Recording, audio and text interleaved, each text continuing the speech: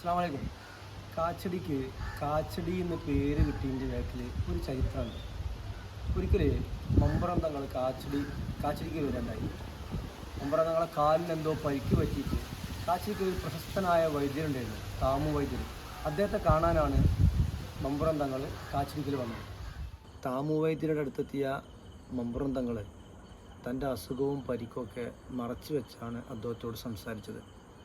പക്ഷേ വിദഗ്ധനായ വൈദ്യർ തങ്ങളുടെ കൈ പിടിച്ച് തങ്ങളുടെ അസുഖവും പരിക്കൊക്കെ എവിടെയാണെന്നും എന്താണെന്നൊക്കെ മനസ്സിലാക്കി അത് തങ്ങൾക്ക് പറഞ്ഞു കൊടുക്കുകയും വിദഗ്ധമായ ചികിത്സ നൽകുകയും ചെയ്തു. വൈദ്യരുടെ ചികിത്സയിൽ തൃപ്തനായ തങ്ങൾ ആ സന്തോഷത്തോടുകൂടി ആശംസകളൊക്കെ അറിയിച്ച് അദ്ദേഹത്തെ ആശീർവദിച്ചാണ് അവിടുന്ന് തിരിച്ചു പോകുന്നത്. തിരിച്ചു പോരുന്ന സമയത്ത് നിസ്കാരത്തിൻ്റെ സമയമായപ്പോൾ നല്ലൊരു സ്ഥലം നോക്കി തങ്ങളവിടെ നിസ്കരിച്ചു. ആ സ്ഥലമാണ് നമ്മൾ ഈ കാണുന്ന സ്ഥലം. ആ കാലം മുതൽ തന്നെ ഈ സ്ഥലം ചുമര് കെട്ടി ഇങ്ങനെ സംരക്ഷിച്ചു പോരുന്നുണ്ട്. അന്നത്തെ വെട്ടുകല്ല് ഉപയോഗിച്ച് മണ്ണിലാണ് ഇതിൻ്റെ പടവൊക്കെ നടത്തിയിട്ടുള്ളത്.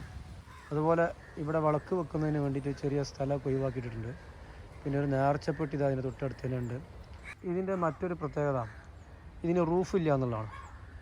ഇതിൻ്റെ ചുമരിൻ്റെ മുകളിൽ 4 മൂലക്കിലും കല്ല് കുബ്ബ ഷേപ്പിൽ ഉണ്ടാക്കിയിട്ട് വെച്ചിരിക്കുകയാണ് ചെയ്തിട്ടുള്ളത്. തങ്ങൾ നിസ്കരിച്ച സ്ഥലം പ്രത്യേകം മാർക്ക് ചെയ്തിട്ടുണ്ട്. അവിടെ ഒരു കാലടിയൊക്കെ നിങ്ങൾക്ക് കാണാം. കാച്ചടി അങ്ങാടി എന്നുള്ള പഞ്ചായത്ത് റോഡിന് ഒരു 100 മീറ്റർ കൊണ്ട് വന്നാൽ ആർക്കും ഇവിടെ എത്താൻ പറ്റും. ഇവിടെ നിന്ന് പുഴയിലോട്ടുള്ള റോഡിലാണ് താമു വൈദ്യരുടെ വീടുണ്ടായിരുന്നത്.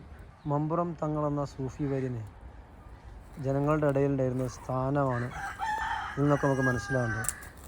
അദ്ദേഹം ഒരിക്കലും ഒരു പ്രാവശ്യം നിസ്കരിച്ച സ്ഥലമാണ് ഇതുപോലെ ഇന്നും സംരക്ഷിച്ച് പോരുന്നത്. ഇപ്പോൾ മനസ്സിലായല്ലോ, കാച്ചടി എന്ന പേര് കാലടി എന്ന പേരിൽ നിന്ന് ലോപിച്ചുണ്ടായതാണ്. ഒരു ചരിത്ര സ്മാരകമായി നാട്ടുകാർ ഇന്നും ഇതിനെ സംരക്ഷിച്ചു പോരുന്നുണ്ട്.